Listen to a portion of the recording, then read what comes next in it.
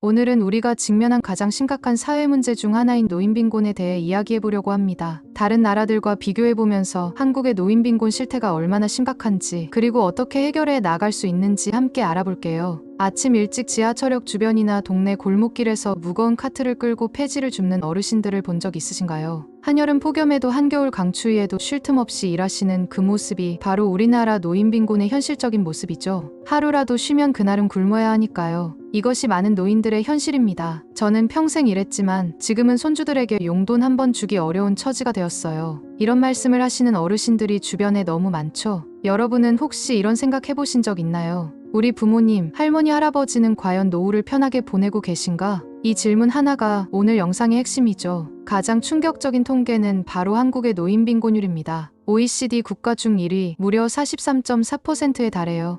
이는 OECD 평균인 13.5%의 3배가 넘는 수치죠. 비교해보면 노인빈곤율이 두 번째로 높은 라트비아는 32.7%, 미국은 23.1%, 일본은 19.6%, 그리고 프랑스는 단 4.2%에 불과합니다. 한국의 노인빈곤 문제가 얼마나 심각한지 단적으로 보여주는 숫자라고 할 수 있어요. 더 놀라운 것은 한국의 전체 빈곤율은 OECD 평균과 크게 다르지 않다는 점입니다. 하지만 노인만 떼어놓고 보면 빈곤율이 급증하죠. 이는 노인 세대와 젊은 세대 간의 불평등이 매우 크다는 것을 의미해요. 특히 76세 이상 노인은 빈곤율이 52%에 달해 2명 중 1명이 빈곤층에 속합니다. 성별로 보면 남성 노인 31.8%, 여성 노인 43.2%로 여성의 빈곤이 훨씬 심각하죠. 한국의 노인 빈곤 문제는 단순한 개인의 불운이 아니라 구조적이고 제도적인 문제에서 비롯됩니다. 가장 큰 원인은 빈약한 연금제도와 노후 준비의 부실이에요. 대한민국은 세계에서 유례 없이 빠른 경제 성장을 이루었습니다. 1960년대만 해도 세계 최빈국 중 하나였던 나라가 불과 60년 만에 세계 10위권의 경제대국으로 성장했죠.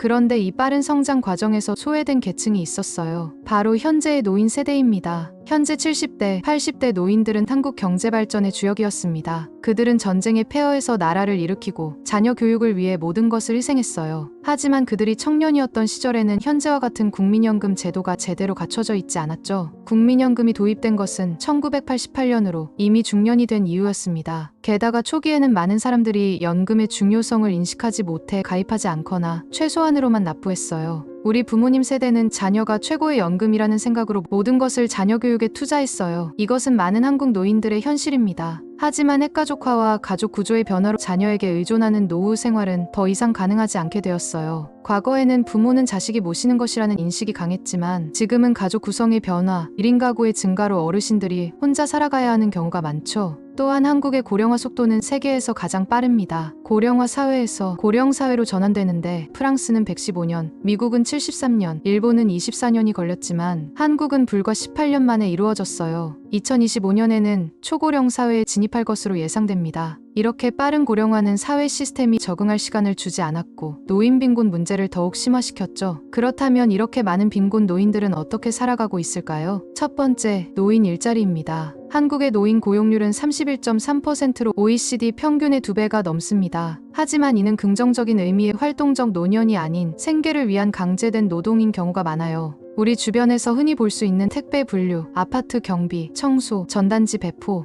그리고 폐지 줍기 등이 노인들의 주요 일자리죠. 올해 노인 일자리 종사자 중 단순 노무가 34.2%로 비율이 가장 높았습니다. 어떤 할머니의 이야기입니다. 서울의 한 공원에서 만난 76세 할머니는 매일 새벽 4시에 일어나 폐지를 주워 하루 5,000원에서 1만 원을 버는데 이것이 그녀의 주요 소득원이라고 해요. 다리가 아파도 쉴 수가 없어요. 하루라도 쉬면 그날은 굶어야 하니까요. 둘째, 기초연금과 국민기초생활보장제도가 있습니다. 현재 기초연금은 월 최대 30만 원으로 생활비로는 턱없이 부족해요. 서울의 평균 월세만 해도 50만 원이 넘는 현실에서 기초연금만으로는 주거비조차 해결하기 어렵죠. 2024년 기준 국민연금 월 평균 수급액은 약 62만 원, 기초연금은 33만 원 정도인데 통계에 따르면 노인이 최소한의 의식주를 해결하려면 월 124만 원이 필요하다고 답했습니다. 즉, 연금만으로는 절반밖에 충당이 안 되는 실정이에요. 더구나 국민연금 수급자는 전체 노인의 약 절반에 불과합니다. 셋째, 가족의 지원이 있지만 이는 점점 줄어들고 있습니다. 자녀들도 제 살기 바쁜데 어떻게 도움을 요청하겠어요? 이것은 많은 노인들의 마음입니다. 자녀에게 부담을 주기 싫어 어려움을 숨기는 노인들이 많죠. 넷째, 일부 노인들은 공공임대주택이나 무료급식소를 이용합니다. 하지만 이러한 복지 서비스는 수요에 비해 공급이 턱없이 부족한 실정이에요. 서울시의 한 무료급식소 운영자는 코로나19 이후 더 많은 노인들이 찾아오지만 예산과 자원 부족으로 모두를 도울 수 없어 안타깝다고 말합니다. 다섯째, 불행히도 일부 노인들은 고독사라는 극단적인 상황에 처하기도 합니다. 매년 약 2,000명의 노인들이 홀로 쓸쓸히 생을 마감하고 있으며 이 수치는 계속 증가하고 있어요. 국민연금은 분명히 노인 빈곤 완화에 효과가 있습니다. 2021년 기준 국민연금 수급자의 빈곤 완화 효과는 12%포인트로 기초연금보다 더 높았어요. 특히 연금 가입 기간이 길고 보험료를 꾸준히 낸 경우 빈곤 위험이 크게 감소하죠. 하지만 문제는 국민연금의 소득 대체율이 낮고 가입 기간이 짧거나 아예 가입하지 못한 노인이 많으며 사각지대가 크다는 점입니다. 더 큰 문제는 국민연금의 지속 가능성입니다. 국민연금 기금은 2055년경 고갈될 것으로 예상됩니다. 이는 저출산 고령화로 인해 연금을 납부하는 청년 세대는 줄어드는 반면 연금을 받는 노인 세대는 급증하기 때문이죠. 2022년 국민연금 재정계산에 따르면 현행 제도가 유지될 경우에 2055년에 연금 기금이 소진되고 이후에는 당의 연도 수입으로 지출의 일부만 충당할 수 있게 됩니다. 이는 미래 세대의 연금 수급에 심각한 위협이 되고 있어요. 국민연금 개혁은 필수적이지만 보험료 인상과 급여 삭감 중 어느 방향으로도 국민적 합의를 이루기 어려운 상황입니다. 이것은 세대 간 갈등으로 이어질 가능성이 높죠. 그러면 다른 나라들은 노인 빈곤 문제를 어떻게 해결하고 있을까요? 첫 번째, 네덜란드의 다층적 연금 시스템입니다. 네덜란드는 노인 빈곤율이 3.1%로 OECD 국가 중 가장 낮은 수준이에요. 이는 3층 연금 시스템 덕분이죠. 1층은 모든 시민에게 제공되는 기초연금, 2층은 직장을 통한 직업연금, 3층은 개인이 자발적으로 가입하는 개인연금입니다. 특히 2층의 직업연금은 거의 모든 근로자가 의무적으로 가입하여 은퇴 후에도 근로 시절 소득의 70% 수준을 유지할 수 있도록 설계되어 있어요. 한국도 다층적 연금 시스템을 갖추고 있지만 2층과 3층의 가입률과 수익률이 낮아 실효성이 떨어지는 실정입니다. 둘째, 일본의 지역 포괄 케어 시스템입니다. 일본은 세계에서 가장 고령화된 사회지만 노인 빈곤율은 19.6%로 한국의 절반 수준이에요. 일본은 지역 포괄 케어 시스템을 통해 노인들이 익숙한 지역에서 의료, 간호, 예방, 주거, 생활 지원 서비스를 통합적으로 받을 수 있도록 하고 있죠. 특히 개호보험은 65세 이상 노인과 40세에서 64세 중 특정 질병을 가진 사람들에게 다양한 서비스를 제공합니다. 이를 통해 가족의 케어 부담을 줄이고 노인들의 삶의 질을 높이고 있어요. 셋째, 스웨덴의 적극적 노인 고용 정책입니다. 스웨덴의 노인 빈곤율은 11.3%로 낮은 편이며 노인 고용률은 높아요. 스웨덴은 연령차별금지법을 엄격히 적용하고 고령 근로자를 위한 유연한 근무 형태와 재교육 프로그램을 제공합니다. 또한 감액연금제를 통해 61세부터 연금을 일부 수령하면서 파트타임으로 일할 수 있게 함으로써 점진적 은퇴를 가능하게 해요.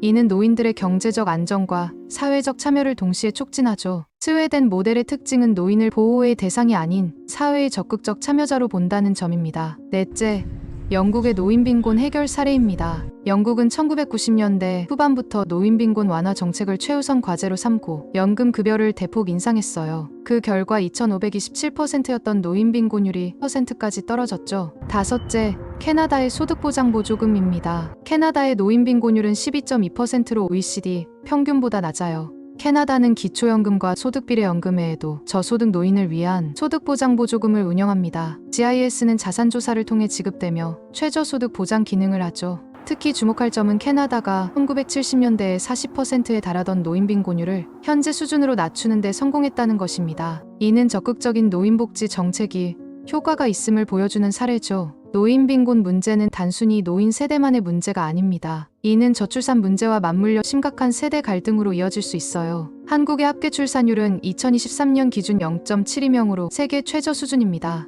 이는 앞으로 생산 가능 인구가 급격히 감소할 것임을 의미하죠. 2065년에는 노인 1명을 부양하기 위해 생산 가능 인구 1.2명이 필요할 것으로 예상됩니다. 현재는 4.5명이 1명을 부양하고 있어요. 이러한 상황에서 노인 빈곤 문제 해결을 위한 복지 확대는 젊은 세대에게 더 큰 부담으로 작용할 수 있습니다. 이미 많은 젊은이들이 나는 국민연금을 받을 수 있을까? 라는 의문을 가지고 있죠. 서울의 한 대학생은 저희 세대는 취업도 어렵고 집 사기도 힘든데 부모님 세대보다 더 많은 연금을 내고 더 적게 받게 될 것 같아 불안해요 라고 말합니다. 반면 많은 노인들은 우리는 나라를 발전시키기 위해 모든 것을 희생했는데 이제 와서 버려지는 느낌이라고 말해요.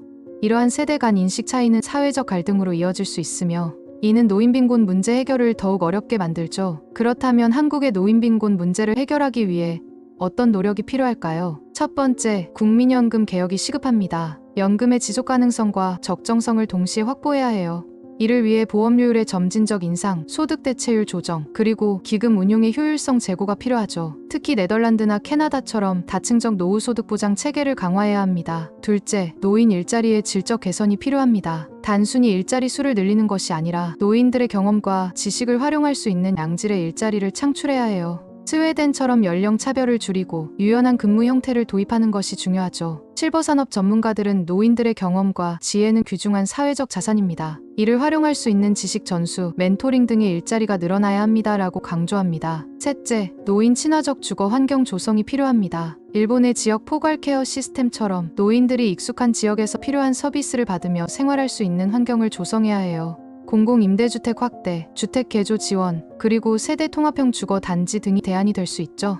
넷째, 세대 간 연대 강화가 중요합니다. 노인 빈곤 문제는 노인만의 문제가 아니라 사회 전체의 문제라는 인식을 확산시켜야 해요. 세대 간 교류 프로그램, 노인에 대한 인식 개선 캠페인, 그리고 세대 통합형 복지 정책 등이 필요하죠. 할머니, 할아버지의 빈곤은 우리의 미래입니다. 이것은 단순한 구호가 아닌 우리 사회가 직면한 현실입니다. 고령화 시대의 누구도 노인빈곤 문제로부터 자유롭지 않아요. 한국의 노인빈곤 문제는 심각하지만 이것은 우리가 해결할 수 없는 문제가 아닙니다. 다른 나라들의 성공 사례에서 보듯이 적절한 정책과 사회적 합의를 통해 노인빈곤 문제를 해결할 수 있어요. 세대 간 연대와 사회적 합의를 바탕으로 모두가 함께 노력한다면 노인이 행복한 사회, 모든 세대가 행복한 사회를 만들 수 있을 것입니다. 지금까지 지식 배터리였습니다. 다음엔 더욱 좋은 지식으로 충전해드리겠습니다. 구독과 좋아요는 사랑입니다.